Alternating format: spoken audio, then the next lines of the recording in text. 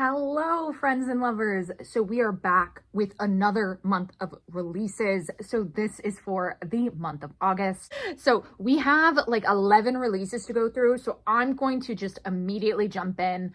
And we're starting with the most unhinged book, maybe, on my TBR for this month. And it's Broken by Serena Akeroyd. Serena Akeroyd and I have a very deep history. So she used to be my all-time favorite indie author. I just kind of fell off of her after reading like 20 plus of her books. I think I got a little winded. I love the world she builds and her stories so much. And I've been wanting to pick her back up again. But part of me, I think, has just been scared because she has held such a place in my heart for a while now. So she is coming out with Broken, which is a forbidden priest romance with a man who took a vow of celibacy. You heard that right, folks. We all know this is gonna get fucked up. This is a standalone, which I'm very excited about, but also she's his stalker and he's a serial killer. I don't need to know anything else. I'm diving in. On August 1st, I'll be busy. If you talk to me that day, I will be reading forbidden priest romance.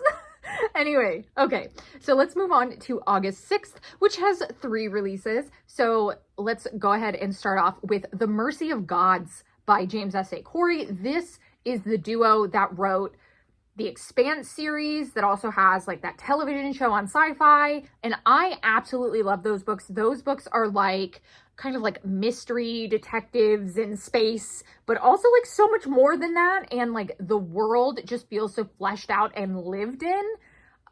And I think James S.A. Corey, those two guys are crazy good at writing women. Most of the time, I read men and they just don't understand emotional intelligence. And I think these guys they hit it out of the park. I feel like they really understand the emotionality of what they're writing. And so I'm very excited for this brand new series. And all I know about this one is humanity is fighting for its survival in a war that's as old as the universe.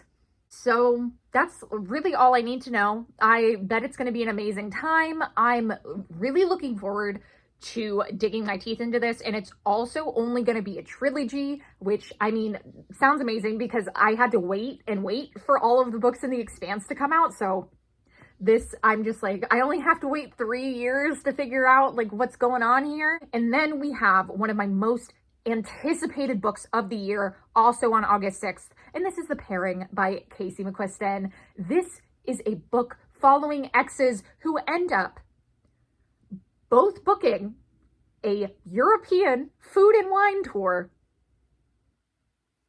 separately, but they end up together. So they both think after their relationship, they had talked about going to Europe together. And so they separately decide, I'm going to go anyway. And so they both decide and go on this trip anyway, not realizing that the other one's going to be there. So this sounds like it's just going to be such a good time. And I also feel like summer is a great time for travel romances. I don't know. I don't know if I'm making that up. How many travel romances have you really read, Jana? What do you know? But it something about it just feels right, So anyway, so then we also have this Ravenous Fate, also on August 6th. And this is by Haley Dennings. This is a jazz-aged Harlem young adult novel with queer Black vampires. And apparently there's some sapphic stuff in here. So I need that. This sounds amazing. Vampires are coming back in a big way. I've noticed through doing my research for these videos and even looking in to the upcoming future to see what's coming out. We're going to get hit with so much vampires. I'm not going to be surprised if 2025 is the year of the vampire, because this is just crazy. It's insane. But this is a debut novel and this just sounds so good. What's better than New York jazz age vampires? It just sounds like it's going to have this really atmospheric thing going on that just really gonna work for me. So let's hope it hits, because I feel like I'm really hyping it up right now. On to our next book, which comes out August 13th, And this is Lady Macbeth by Ava Reid. Ava Reid wrote one of my favorite books of this year so far, A Study in Drowning. So I'm really hoping that I can get my hands on this book. And I'm hoping that this just gives as much as A Study in Drowning does. But this one is, of course, like a reimagining of Lady Macbeth. It's like a transformation of the story that men tell about her. And somehow, like, I don't know, I was reading the, like, also, I don't know too much about Lady Macbeth, so maybe people who do know can, like, scream at me in the comments. But it also, like, started mentioning stuff about her husband being into the occult. Like, I don't know if this is, like, the fantasy spin she's doing on it, if this is part of the reimagining. I don't remember Macbeth having an occult spin on it, but whatever. Like, I'm down bad for Ava Reid, so I will be eating this up. And then also on August 13th, we have Haunted Ever After by Jen DeLuca. This is about our heroine who buys a house that might or might not be like haunted by vengeful spirits, and our hero who gives ghost tours. So amazing. Okay. So it kind of sounds like Jen DeLuca is starting a new series that is set in this more like paranormal town. It's called like Boneyard Key or something like that. I don't know. It sounds like kind of whimsical, you know? So I'm hoping it has great vibes and that I can get to it right away. Then also on August 13th, we have You're the Problem, It's You by Emma R. Albin. I gave Don't Want You Like a Best Friend 5 stars, also by the same author. Amazing. These are queer Victorian set books. I would say absolutely read Don't Want You Like a Best Friend first, and then, you know, read this one. This is an enemies to lovers. It is a young lord and a second son, and they keep being thrown together because of their meddling cousins, which I can only assume the meddling cousins are the 2 girls that fall in love with the first one. So I'm excited to see some of the characters that I absolutely adore in this one, you know, making some cameos while also getting to love a brand new romance by Emma Albin. So I hope this one also hits, and this can just be like an all-time favorite author for me, you know? And the last book that I have on August 13th, because there's 4 books coming out on August 13th because I don't have enough problems, is Looking for Love in All the Haunted Places by Claire Kahn. Claire Kahn typically writes a lot of asexual representation, and I read one of her romances in June for Pride Month, and it was The Romantic Agenda, and I love that one. I love the story. The audiobook was like peak, so I'm hoping that this one also gives, but it sounds like this one is about a girl who has like an affinity for the supernatural, but like people don't believe her. But there's also like a reality TV show element. Like I read the synopsis and I was still like, I don't quite know what's going on, and there wasn't a lot of reviews. So hopefully I can find out more about what this is about, but it does already sound like a good time, and I know that Claire Kahn can really like keep me engaged in a story. So I'm just trusting the author on this one. And then on August 20th, we have Wisteria by Adeline Grace. This is the 3rd book in the Belladonna series. This series is kind of like a dramatic, historically set paranormal romances. Like there's a lot of like weird shit going on, and it's also like there's gods who like present themselves as human. Like I don't really know how to describe this world, but I enjoyed Belladonna, but the 2nd book absolutely like captured me, and I could not put it down because the romance was just so angsty in it.